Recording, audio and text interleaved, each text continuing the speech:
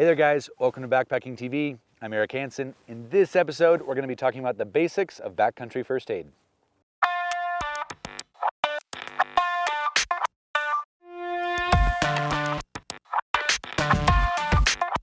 If you're new to backpacking, it can be a little intimidating to go into the backcountry and be worrying about what happens if something goes wrong. We're not going to get into some of the heavy medical details that I do recommend that people learn about. There are some great courses out there from WMI, WMA, NOLS, and I do recommend getting a first aid or a wilderness first responder certification. For anybody going into the backcountry, that is awesome. And I have one and I love it, and it's really important knowledge for people to know. But we're going to be talking about a little bit more simple things. Things like what to do with blister cares, how to take care of sprained ankles, things that are very common on the trail that are not true medical emergencies. So what should you take with you to keep safe and to keep those in your party safe? I do normally take a small, lightweight first aid kit. And I do have a couple of options here. Adventure Medical Kits has sent me a few. I've been actually using this one for a long time. This is their really lightweight Adventure Medical Kit. It's good for, it says here, good for a group of 1 to 2 people for 1 to 4 days.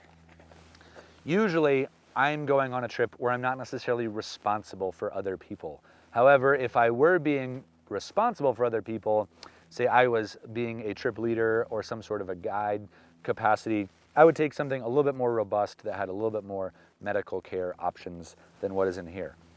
However, I do think it's really important to also balance how much gear you're taking to stay safe and how light you go. So for me, a kit like this is pretty bulky, and if I'm just doing some personal backpacking or backpacking with a buddy, this is overkill. I don't need this. However, if I was going with a big group, this would be a great option for you to take. Same with this one. This one's a little bit more in the medium weight range, medium size and weight range. But again, this is still bigger than what I prefer to carry. So that's why I have chosen this one as my go-to. It's really light. It has just the things that I find are really, you commonly use them, and not the sort of things that are there if things really go haywire, which is important. However, I try to minimize how much I'm taking. So let's go through this a little bit, and then I'll just talk about a few of the must-haves, no matter what, that you need to take with you for staying safe. This didn't actually come in the medical kit here, but nail clippers. This is one of my first lines of defense for keeping my feet happy and healthy. One, I have a bad habit of forgetting to trim my toenails before I actually go. And that is an easy way to be very uncomfortable on the trail. If your toenails are grown out and they're a little bit long, they'll start jamming into the front of your toes, and you can get basically a lot of problems that develop and arise because of your toenails being unkempt. And in general, it's just better to have well-kept toenails. But these aren't only for toenails. This is really handy for also if you just need to cut like skin tabs. Say you get a blister that pops and you need to remove some skin. This is a great way to do that. I do recommend sanitizing them before you're doing any sort of cutting away of skin or anything like that. As well, it's just a nice little pair of emergency scissors if you need them for something, cutting random things, fishing line or something like that. Very handy for things like that. It's always good to have a little bit of athletic tape. I find that these are good for a number of things. I can use them as a little bit of blister care. It's maybe not the most ideal for blister care, but it does work, and I've definitely used them to treat and prevent blisters before. Also, if you sprain an ankle or have some sort of other injury like that, this can be used to tape up ankles. It can be used to, if you have a bigger injury and you need to add additional support, say using some sort of splint, this is a great tool to, say, tape something else that's rigid to a leg or an injured body part. This will go a long way in that. A little bit of duct tape. This is a cool way. This came from Adventure Medical Kits. This is a cool way to have a little bit of duct tape. Another way that I like to carry duct tape with me is just to wrap some around a water bottle. And then it's handy and ready for me. I can just peel some off the water bottle and I've got some duct tape ready to go. Duct tape is actually one of my favorite ways to treat and prevent blisters.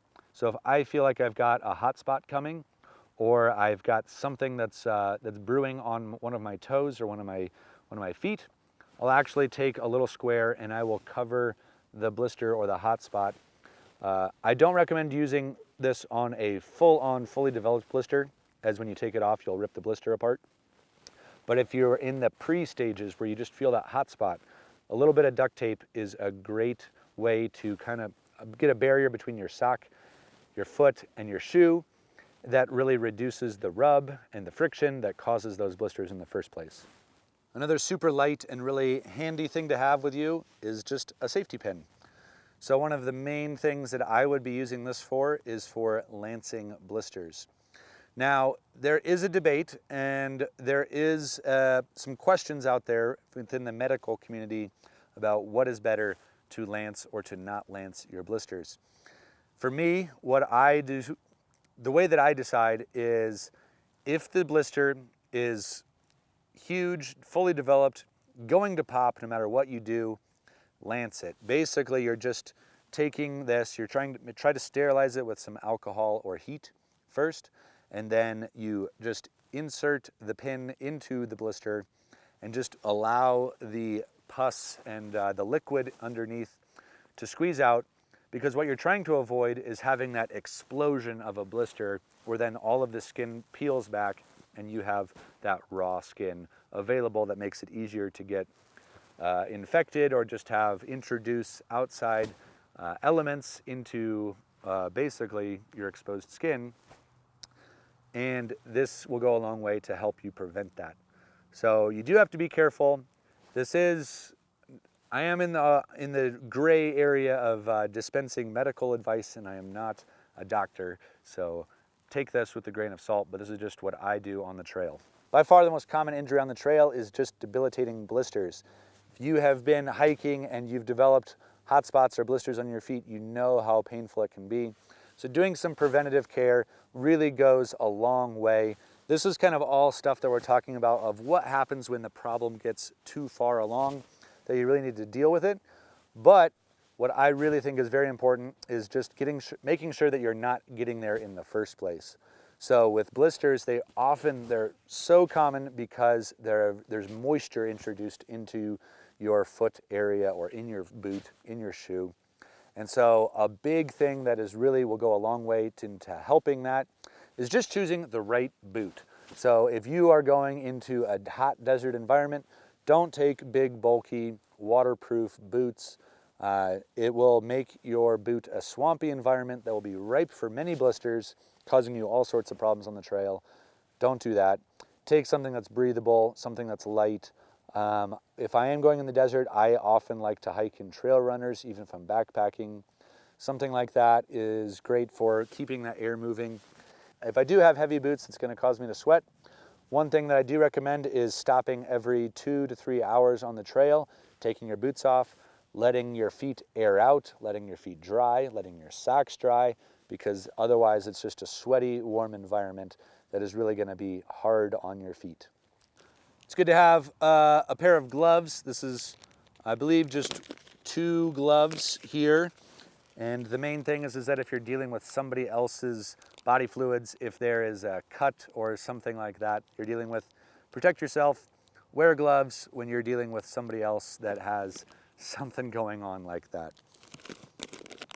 For twisted ankles or for basically covering wounds with gauze and then wrapping this around it, this is really helpful. I do also like Coban, which is a elastic self-adhesive tape, and self-adhesive means it's not sticking to your skin, it's sticking to the actual tape itself, which I do really like that, so you're not like peeling something off of your skin.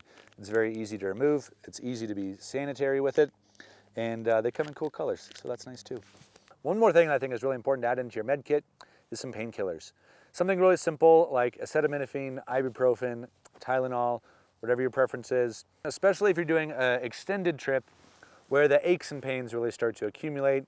You get painful feet, you get achy knees. Just being able to take 200 milligrams of ibuprofen or something like that at the end of the day can really help. And of course, if you have a bigger emergency, it's always helpful to have the ability to take a little bit more. So what I usually do is I'll just go to like Walgreens or something like that, pick up some basic ibuprofen, and then take maybe 10 to 20 of those and put them in a Ziploc bag, and then insert that into my med kit.